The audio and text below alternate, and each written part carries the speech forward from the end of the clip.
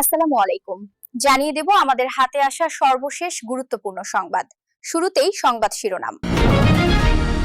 ইসরায়েলের বিরুদ্ধে উপসাগরে শুরু হলো নতুন যুদ্ধের কাউন্টডাউন। একাধিক বিস্ফোরণে কেঁপে উঠল পাকিস্তান, ৩ সেনাসহ নিহত ১১।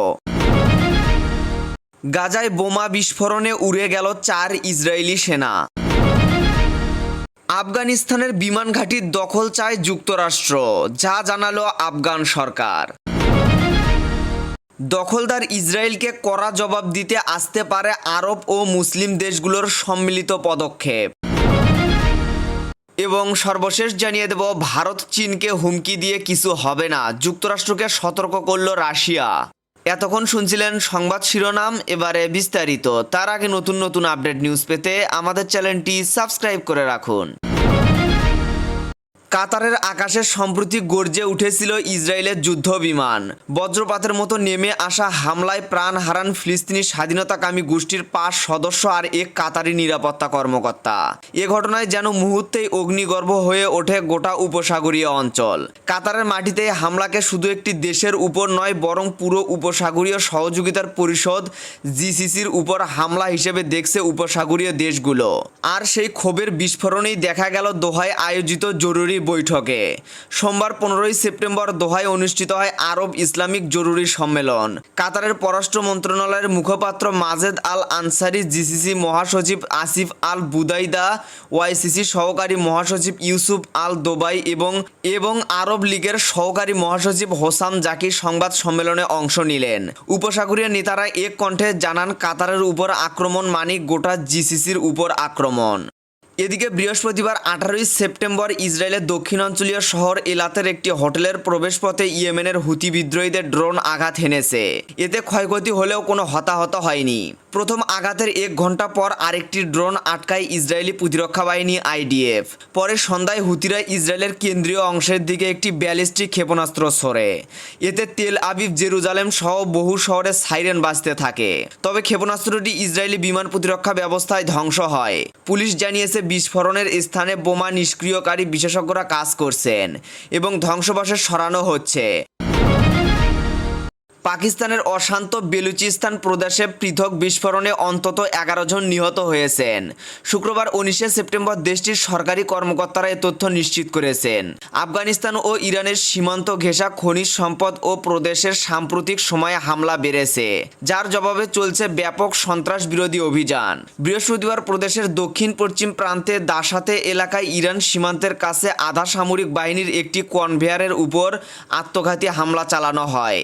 বিস্ফোরক বোঝাই গাড়ি নিয়ে আত্মঘাতী হামলাকারী কনভেয়ারের মধ্যে ঢুকে পড়লে এ ঘটনা ঘটে।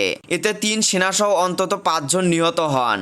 এই হামলার দায় স্বীকার করেছে বিচ্ছিন্নতাবাদী সংগঠন বেলুচ লিবারেশন আর্মি।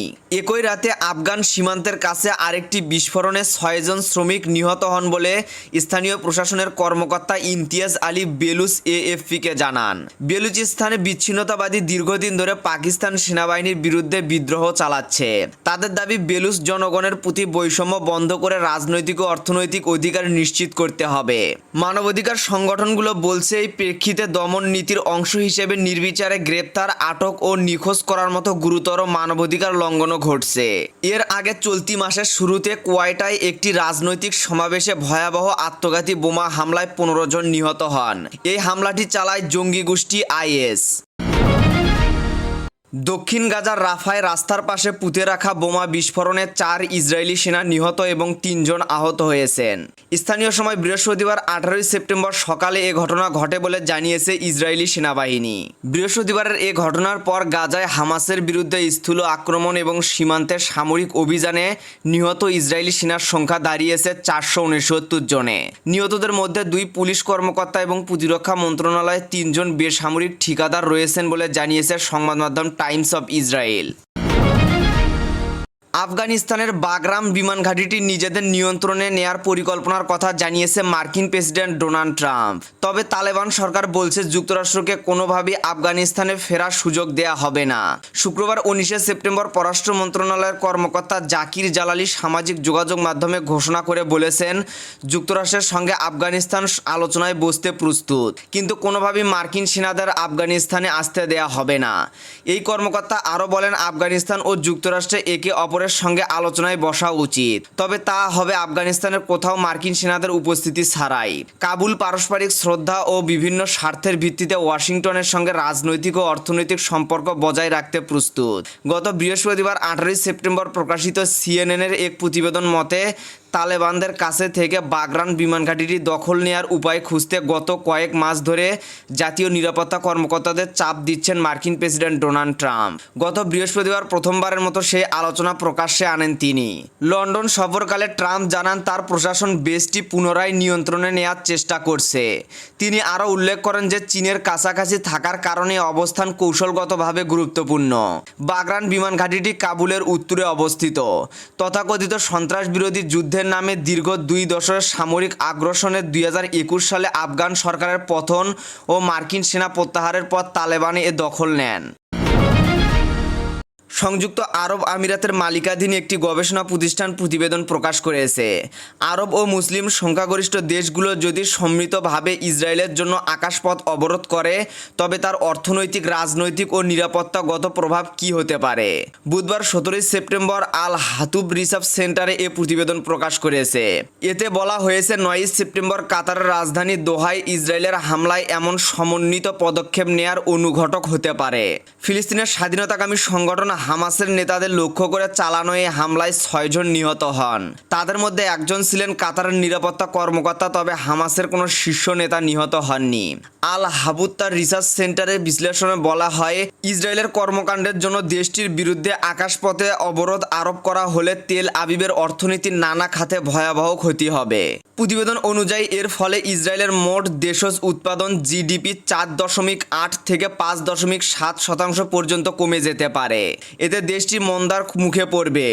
ওআইসি বড় বড় সদস্য যেমন তুরস্ক, পাকিস্তান ও ইন্দোনেশিয়া যদি এ অবরোধে যোগ দেয়, তবে ইসরায়েল এশিয়া আফ্রিকার প্রভাবশালী বাজারগুলোর সঙ্গে সরাসরি যোগাযোগ হারাবে।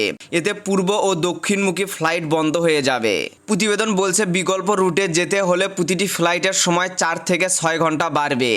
এতে প্রতি ফ্লাইটে $30,000 থেকে $60,000 পর্যন্ত খরচ বাড়তে পারে। ইসরায়েলের বিমান সংস্থা এল আলের আয়ের 60 থেকে 75% পর্যন্ত কমে যেতে পারে, আর এটা রক্ষণশীল অনুমান। মার্কিন শুল্ক নীতির কড়া সমালোচনা করেছেন রুশ পররাষ্ট্রমন্ত্রী সের্গেই লাভরভ। ভারত ও চীনের মতো প্রাচীন সভ্যতাকে আলটিমেটাম দিয়ে চাপে ফেলানো যাবে না বলে মন্তব্য করেছেন তিনি। রাশিয়ার প্রধান চ্যানেল অন এর দ্য গ্রেট গেম অনুষ্ঠানে লাভরভ বলেন, ভারত ও চীনকে মার্কিন নির্দেশে রাশিয়ার জ্বালানি কেনা বন্ধ করতে বলা হচ্ছে, যা সেই দেশগুলোকে নতুন বাজার খোঁজার, নতুন উৎস থেকে জ্বালানি কেনার এবং অনেক বেশি দাম দেওয়ার দিকে ঠেলে দিচ্ছে। গত কয়েক সপ্তাহ ধরে ট্রাম্প ও তার প্রশাসনের শীর্ষ কর্মকর্তা রাশিয়া থেকে তেল কেনার জন্য ভারতের সমালোচনা করেছেন। ওয়াশিংটনের অভিযোগ, নয়াদিল্লি আসলে ইউক্রেনের যুদ্ধে অর্থায়নের যোগান দিচ্ছে।